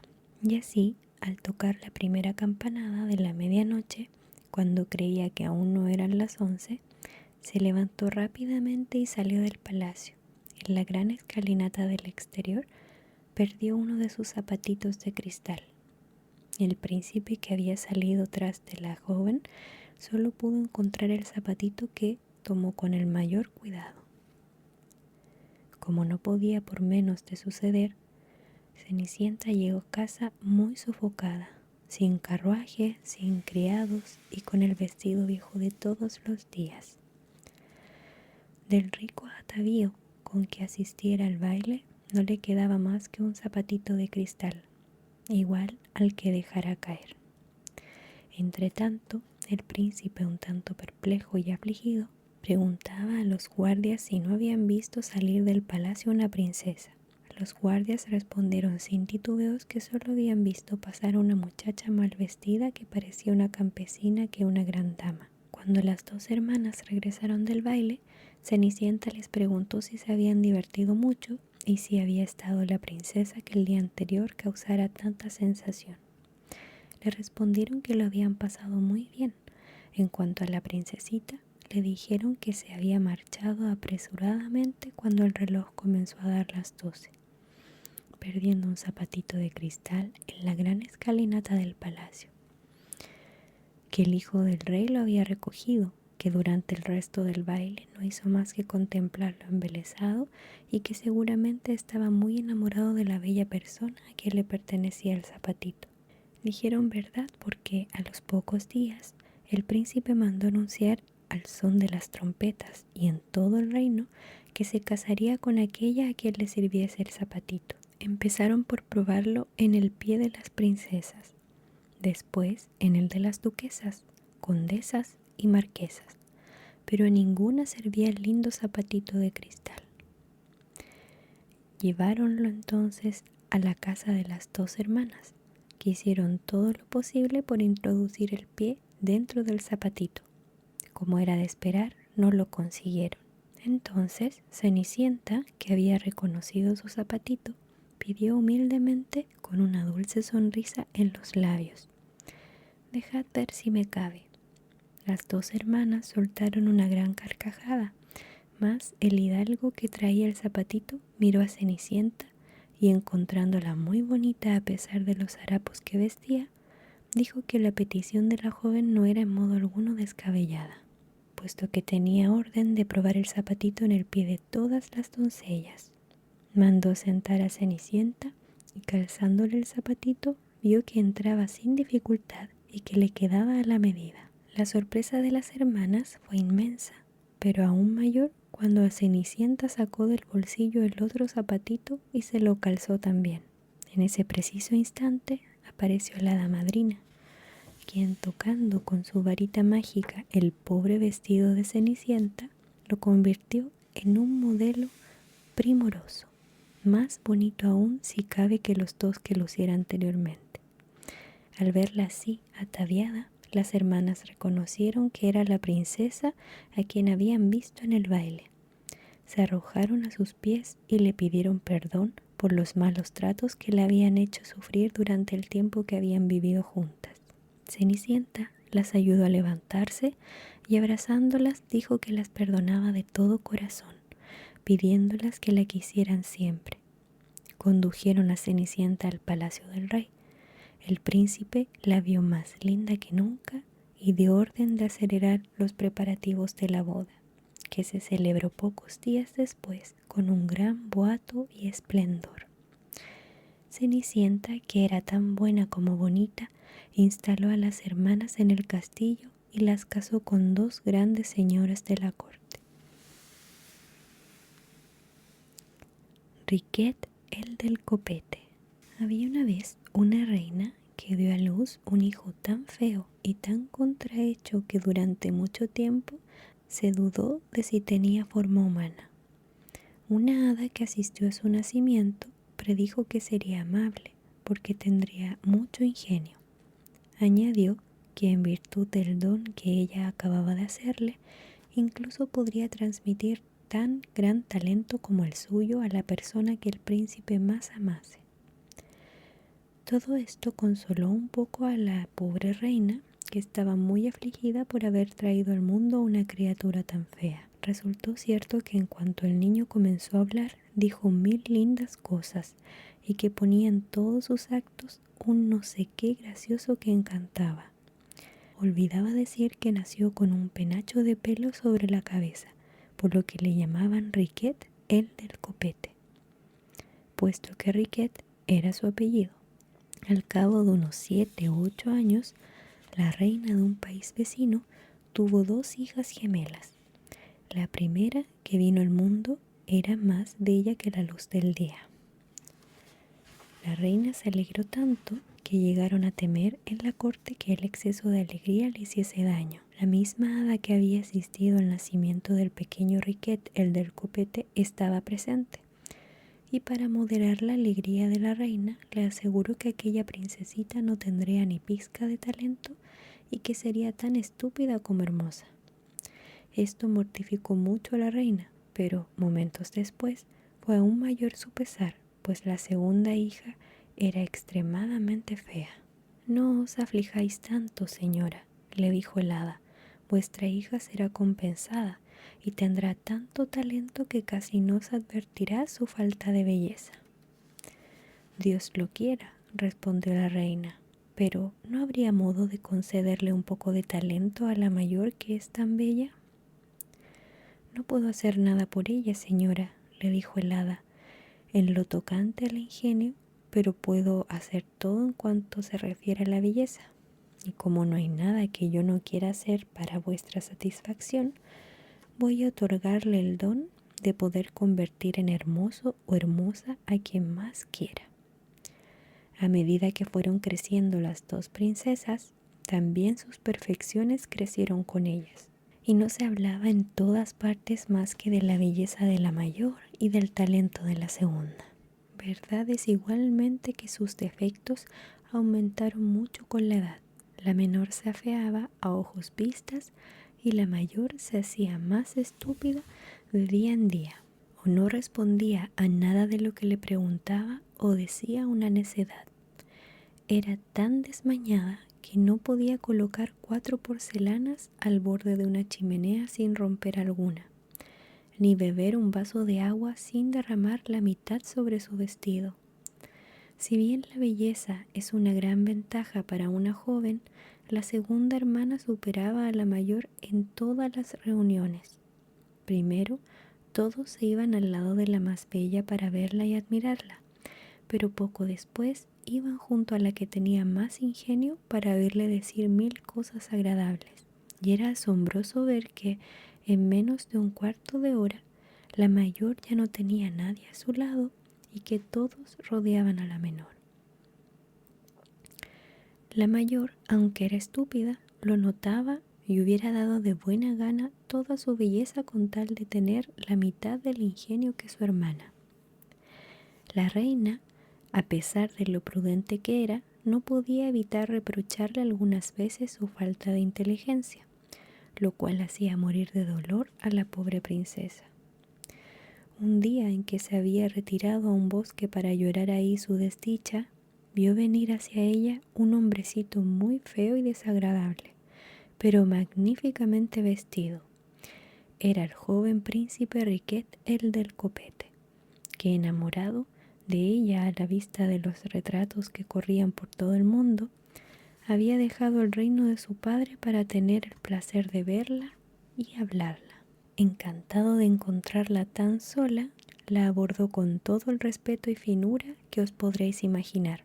Habiendo notado, después de hacerle los cumplimientos acostumbrados, que estaba muy melancólica, le dijo: «No comprendo, señora, que una persona tan hermosa como vos esté tan triste como parece, porque aunque yo pueda apreciarme de haber visto una infinidad de bellezas, tengo que decir que no he visto jamás una que se aproxime a la vuestra». «Sois muy amable, señor», le respondió la princesa, y permaneció allí. «La belleza», siguió diciendo Riquet el del copete, «es un mérito tan grande que debe superar a todos los demás, y cuando se posee, no veo que haya nada que pueda afligiros mucho y ser tan necia como soy. No hay nada, señora, que indique mejor que se tiene inteligencia que el creer no tenerla. Y lo propio de este don es que cuanto más se tiene, más se cree carecer de él». «No sé nada de eso», repuso la princesa, «pero sé que soy muy tonta, y de ahí viene el pesar que me mata. Si solo es eso, señora, lo que os aflige, puedo poner fin fácilmente a vuestro dolor». «¿Cómo lo haréis?», dijo la princesa. «Tengo el poder, señora», dijo Riquet el del copete, «de dar tanta inteligencia como quiera a la persona a quien ame más. Y como esa persona sois vos, señora, solamente de vos dependerá tener toda la inteligencia que se puede poseer, siempre que deseéis casaros conmigo». La princesa quedó sobrecogida y no respondió. «Veo», prosiguió Riquet el del copete, «que mi proposición os causa pena, y no me extraña, pero os concedo un año entero para que decidáis».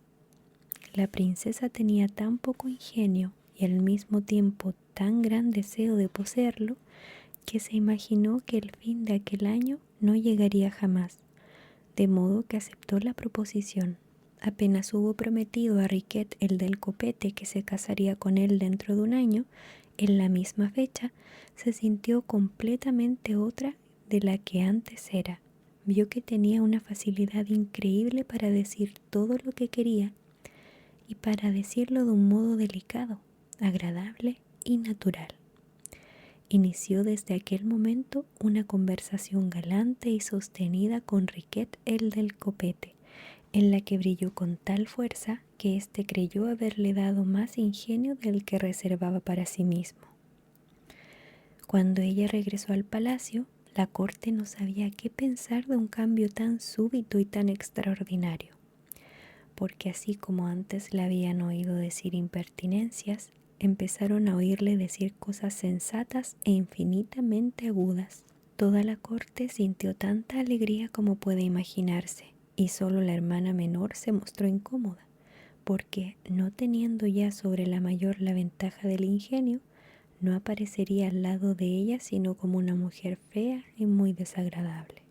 El rey se dejaba guiar por su parecer y algunas veces iba incluso a pedirle consejo a sus habitaciones.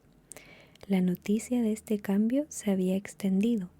Los príncipes jóvenes de los reinos vecinos realizaron todos los esfuerzos posibles con el fin de hacerse amar por ella, y casi todos la pidieron en matrimonio, pero ella no encontraba ninguno que fuese bastante inteligente, y les escuchaba a todos pero sin comprometerse con ninguno. Sin embargo, se presentó uno tan poderoso, tan rico, tan ingenioso y tan bien plantado que no pudo evitar demostrarle buena voluntad. Su padre, al percatarse de eso, le dijo que le hacía muy dueña de sí para elegir esposo y que podía ya escogerlo. Como cuanta más inteligencia se tiene, más trabajo cuesta tomar una resolución en firme en asunto de esta especie, pidió, después de dar las gracias a su padre que le concediese tiempo para reflexionar sobre ello. Por casualidad fue a pasear al mismo bosque en el que había encontrado a Riquet el del copete, para meditar más a sus anchas sobre lo que debía hacer. Mientras paseaba, reflexionando profundamente, llegó hasta ella un ruido sordo bajo sus pies, como de personas que van y vienen y se agitan. Aplicó el oído más atentamente y oyó una voz que decía: «Tráeme esa marmita», y otra voz: «Dame esa caldera», y otra: «Echa más leña al fuego». Al mismo tiempo se abrió la tierra y la princesa vio bajo sus pies una gran cocina llena de cocineros, pinches y toda suerte de ayudantes necesarios para preparar un festín magnífico. Salió de ella una cuadrilla de 20 o 30 encargados de los asados, que fueron a acampar en una alameda del bosque alrededor de una mesa muy larga, donde todos se pusieron a trabajar al compás de una canción armoniosa. La princesa, asombrada ante aquel espectáculo, les preguntó para quién trabajaban. «Trabajamos, señora, para el príncipe Riquet, el del copete, cuya boda se celebrará mañana», respondió el que entre todos tenía mejor aspecto. La princesa, aún sorprendida de lo que estaba, y acordándose de pronto de que hacía un año que en tal fecha había prometido casarse con el príncipe Riquet el del copete, se quedó como quien ve visiones. Lo que había motivado que no se acordara es que cuando hizo aquella promesa era tonta, y luego, al tomar el nuevo espíritu que le había infundido el príncipe, olvidó todas sus simplezas. No había dado 30 pasos, continuando su paseo, cuando Riquet, el del copete, se presentó ante ella, resuelto, magnífico, como un príncipe que va a casarse. «Aquí me tenéis, señora», dijo, «decidido a mantener mi palabra, y no dudo de que habéis venido para cumplir la vuestra y hacerme el más feliz de los hombres, concediéndome vuestra mano». «Os confieso francamente», respondió la princesa, «que aún no he tomado resolución sobre ese asunto, ni creo que pueda tomarla jamás tal como la deseáis». «Me asombra lo que decís», le replicó Riquet el del copete. «Lo creo», dijo la princesa, «y si yo tratase con un hombre ordinario y sin inteligencia, seguramente me encontraría en un gran apuro. Una princesa no tiene más que una palabra, me diría, y es preciso que os caséis conmigo, puesto que me lo habéis prometido. Pero como aquel a quien hablo es el hombre de mayor talento del mundo, estoy segura de que oirá mis razones. Sabéis muy bien que cuando yo era una tonta no podía resolverme a casarme con vos. ¿Cómo queréis que teniendo la inteligencia que me habéis dado, lo cual hace que para mí sea más difícil que antes juzgar a las gentes, tomé hoy la resolución que no he podido tomar en todo este tiempo? Si os empeñáis en casaros conmigo, seréis culpable por haberme quitado mi simpleza y por hacerme ver más claro de lo que veía. Si un hombre sin inteligencia, respondió Riquet el del copete, sería bien recibido al reprocharos vuestra falta de palabra, como acabáis de decirlo, ¿por qué queréis, señora, que yo no procure lo mismo, tratándose de cosa en que se juega la felicidad de toda mi vida? ¿Es razonable que las personas que tienen ingenio sean de peor condición que las que no lo posean? ¿Podéis pretenderlo vos, que lo tenéis en tal medida y que tanto habéis deseado tenerlo? Pero vamos al hecho, si lo permitís. Además de mi fealdad, ¿hay algo en mí que os desagrade? ¿Estáis descontenta de mi nacimiento, de mi inteligencia, de mi carácter o de mi conducta? De ningún modo, respondió la princesa. Me gusta de vos todo lo que acabáis de decirme. Siendo así, repuso Riquet el del copete, voy a ser feliz, pues podéis hacerme el más venturoso de los hombres. ¿Cómo puede ser eso?, le dijo la princesa. Será, respondió Riquet el del copete, si me amáis lo bastante para desear que eso suceda. Y para que no lo dudéis, señora, sabed que la misma hada que el día de mi nacimiento me concedió el don de volver inteligente a la persona que fuese de mi agrado, os concedió también a vos el don de hacer hermoso al hombre que améis, y a quien queráis hacer este favor. Siendo así, dijo la princesa, deseo de todo corazón que os convirtáis en el príncipe más bello y más amable, y os hago ese don si está en mí el hacerlo. En cuanto hubo pronunciado estas palabras, la princesa, Riquet el del copete, apareció ante sus ojos como el joven más guapo del mundo, el más apuesto y más amable que ella jamás había visto. Hay quienes aseguran que no fueron los encantamientos del hada, sino el amor lo que causó aquella metamorfosis. Dicen que la princesa, al ver la perseverancia de su enamorado, su discreción y todas las buenas cualidades de su alma, no percibió ya la deformidad de su cuerpo ni la fealdad de su rostro, y su joroba apenas la hacía parecer como cargado de espaldas, y en lugar de verle como hasta entonces cojear espantosamente, ya no le preciaba sino cierto modo de andar inclinado que le encantaba. Y dicen también que sus ojos, que eran viscos, le parecían ahora los más brillantes, que ese cambio en su persona fue para ella señal de un violento arrebato de amor, y en fin, que su gran nariz roja tenía para ella algo de marcial y de heroico. Sea como quiera, la princesa le prometió en aquel momento casarse con él, siempre que obtuviese el consentimiento del rey su padre. El rey, viendo que su hija sentía gran estimación por Riquet el del copete, a quien él tenía además por un príncipe muy ingenioso y muy prudente, lo aceptó con gozo como yerno. Al día siguiente se celebró la boda, tal como lo había previsto Riquet el del copete, y según las disposiciones que él había dado mucho tiempo antes. Me parece una historia terrible. No puedo creer que ese haya sido el final. Pensé que iba a ser como que lo iba a aceptar por su interior y no, terminó cambiando el exterior para quedar como el canon de belleza y solamente así lo amó. O eso siento que fue el final. Cuéntenme ustedes aquí abajito qué es lo que opinan de esta historia muy superficial. Los 3 deseos.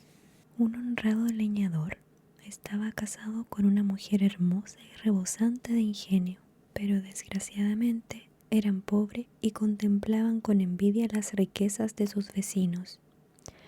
Ah, si tuviese al menos la mitad de lo que ellos tienen, suspiraba la mujer, qué feliz sería. Y yo también, exclamaba el marido, cuánto me gustaría que un genio bueno realizase todos mis deseos. Como sucedía en los tiempos de las hadas, te aseguro que no tendría ninguna dificultad en escoger. Aquel día, el buen leñador partió hacia el bosque como de costumbre. Escogió un árbol de bello porte, levantó el hacha y dio un golpe en la base del tronco. En ese mismo instante, un relámpago surcó el cielo y, en medio del resplandor, surgió entre las ramas del árbol una extraña figura envuelta en nubecillas. El leñador, sobrecogido, cayó de rodillas. «Levántate», exclamó el desconocido. «No quiero hacerte mal. Soy Júpiter, el dios del rayo. He oído tus quejas y vengo a satisfacer 3 deseos que quieras formularme. Pero ten mucho cuidado, porque una vez formulados los 3 deseos, no obtendrás ninguno más». Júpiter desapareció en cuanto hubo pronunciado estas palabras. El leñador volvió enseguida a casa y contó a su mujer lo sucedido. «Tenemos que pensarlo bien», dijo ella. «Hay tantas cosas que yo anhelo que serían preciso una docena de deseos para quedar totalmente satisfecha, y no sé por dónde empezar». «Mejor sería desear riqueza», exclamó el leñador. «Así tendríamos cuanto deseáramos». «Líbrate de semejante cosa», respondió la mujer. «¿De qué serviría la riqueza si enfermáramos y muriéramos? Más vale desear salud y larga vida». «Una vida larga y miserable es cosa bien triste. Seríamos desgraciados durante más tiempo». Mientras discutían, el leñador encendió la lumbre y la mujer puso un poco de grasa a fundir al fuego para después mojar en ella pedacitos de pan. El leñador, que empezaba a sentir verdadero apetito, exclamó descuidadamente: «Ah, ¿quién me diera una ristra de salchichas para nuestra cena? Sería mejor que comer pan». Apenas acababa de pronunciar estas palabras cuando una ristra de salchichas cayó de la chimenea. «Estúpido», se enfadó la mujer. «Salchichas, salchichas, ¿no tenías nada mejor que desear? Bonita manera de utilizar uno de los 3 deseos. Cuando las hayamos comido, ¿qué ganaremos, ah? ¡Qué desgracia! ¡Qué desgracia!». Y la mujer del leñador empezó a lamentarse en tan alta voz que el marido, que al principio se mostraba arrepentido, dio un golpe en la mesa y dijo: «Basta de lamentos. Solo querría que una de esas salchichas se te pegara en la nariz, y al menos así tendrías razón para quejarte». Pero una vez más, el leñador habló sin pensar en lo que hacía. La última salchicha de la ristra soltóse de las otras y se pegó fuertemente en la nariz de la pobre mujer, que no fue capaz de arrancarla, pese a los esfuerzos y tentativas que hizo. «Juro que no quería hacerte ningún mal, pero solo me resta un deseo. Voy a pedir riqueza y ofrecerte un estuche de oro para que escondas esa maldita salchicha». «No se te ocurra hacer eso», exclamó la mujer, aterrorizada ante aquella perspectiva. «No podría vivir con esa horrible cosa en la nariz. Antes preferiría morir». «Cállate», gritó el leñador, que amaba mucho a su mujer y estaba arrepentido de su insensatez. «Deseo que la salchicha caiga al suelo inmediatamente». Nada más pronunciar estas palabras, la salchicha se desprendió de la nariz de la mujer y cayó al suelo de la cocina. «Continuamos tan pobre como antes, pero al menos no somos más infelices de lo que antes éramos», exclamó la mujer, que lanzó un profundo suspiro de alivio. «La riqueza tal vez no nos trajera la felicidad. Con toda seguridad, el dios Júpiter ha querido darnos una lección. Cree lo que te digo, marido. No deseamos nada más. Comamos estas ricas salchichas que han caído del cielo». El leñador abrazó a su mujer y ambos cenaron alegremente sin volver a pensar en las cosas que habían planeado desear. Y colorín colorado, este cuento y este libro se ha acabado. Y esos fueron los cuentos de Perrault. Espero que les hayan gustado, que se hayan relajado, y recuerden que quedan 2 libros más con los cuentos de Grimm y de Andersen, así que se vienen pronto en el canal. Suscríbanse para enterarse cuando los suba. Si quieren apoyar mi canal y este video, pueden darle manito arriba, comentar acá abajito Y también pueden hacerse miembros del canal y recibir diferentes beneficios, como por ejemplo ver los videos antes que todos, tener emojis especiales para que puedan usar en los comentarios o también tener insignias exclusivas al lado de sus nombres. Muchas gracias a las personitas que ya son miembros del canal por apoyarlo de esa manera. Y muchas gracias a ustedes por ver hasta aquí. Nos vemos en el próximo video. Chao.